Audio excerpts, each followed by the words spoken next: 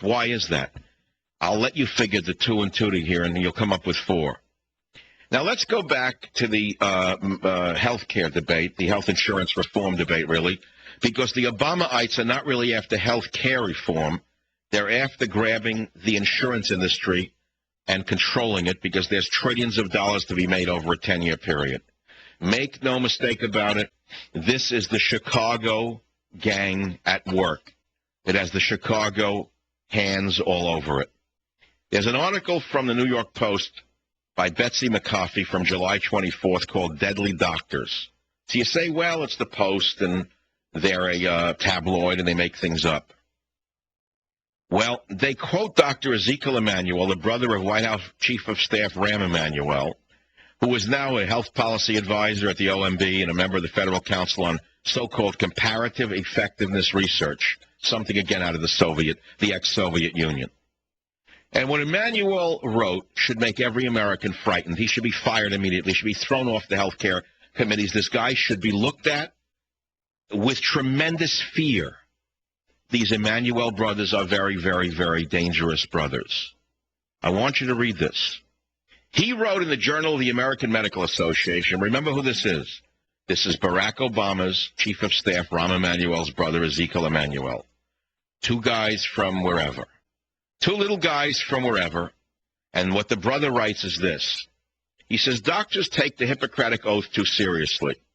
Quote, as an imperative to do everything for the patient regardless of the cost or effects on others. That's from JAMA, June 18, 2008.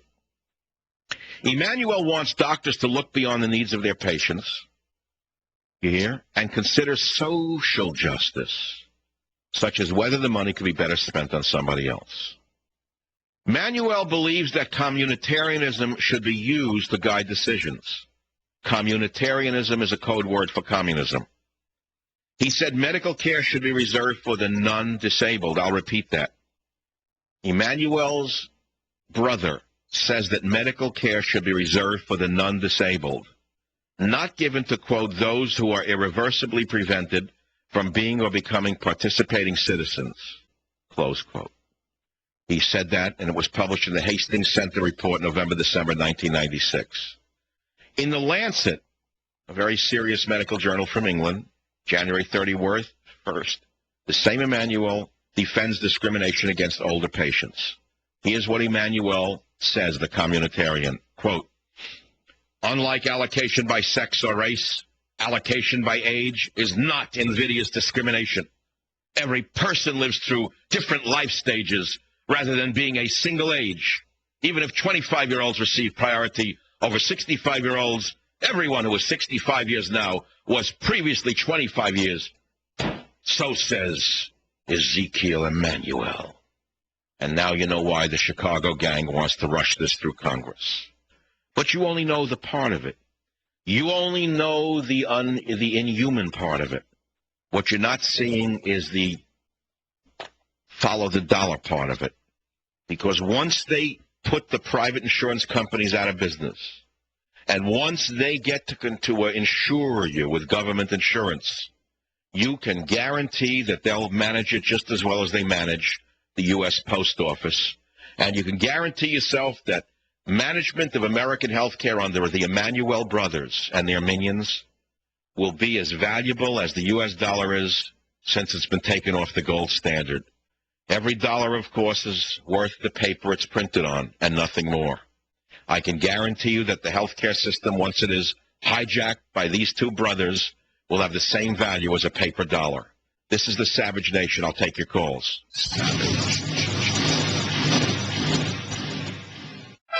Imagine discovering an opportunity that can completely rebuild your retirement fund by 40% over the next 2 years. Does it sound too good to be true? It's not if you take action today. Call my good friends, and I mean good friends, at Swiss America. Gold IRAs have averaged 20% per year growth since 2001. It's just common sense to roll over dead paper assets into gold, the best performing asset of the century. Then you can relax no matter what happens on Wall Street, Call now for a complete Gold 101 DVD and my free CD. Call toll-free 888-867-8965. That's 888-867-8965. For nearly a decade, I've told you to trust gold coins and Swiss America. Today, it's more urgent than ever. Get my CD, DVD, and new special report. Call toll-free 888-867-8965. That's 888-867-8965. Learn before you earn. Don't just imagine rebuilding your wealth. Do it now. Call 888-867-8965 today. I'm Kim Commando. You can keep up with all things digital Monday through Friday in the noon hour with My Digital Minute on Talk 910 KNEW.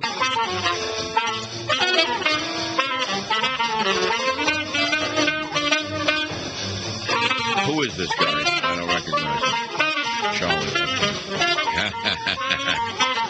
Charlie Parker, the Savage Nation. Charlie Parker. You know that jazz couldn't exist if Obama had been president for the last 30 years. There'd be no jazz. It probably would have been considered too innovative. Would have been too individualistic. Individualistic music, as you well know, goes against the communitarian view. What we need is bold state music. Music that the state approves, music that the state finds, well, non-threatening, after all. If it doesn't appeal to Nancy Pelosi's taste, it couldn't be good music.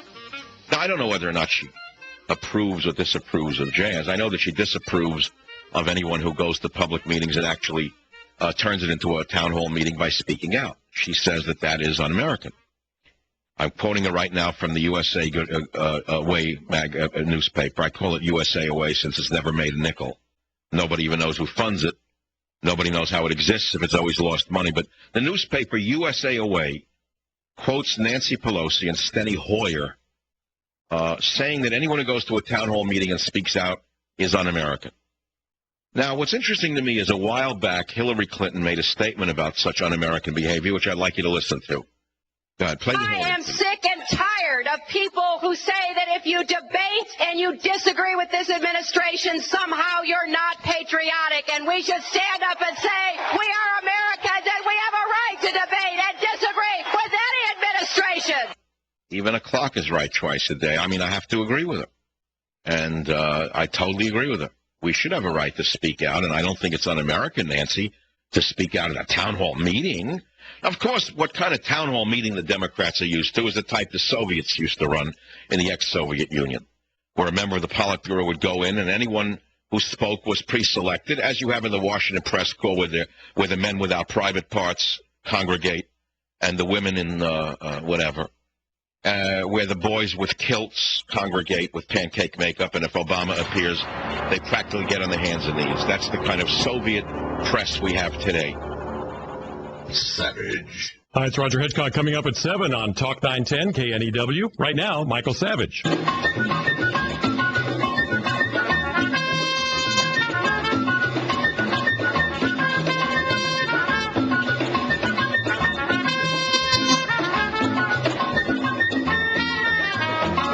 In Tunisia by Dizzy Gillespie. I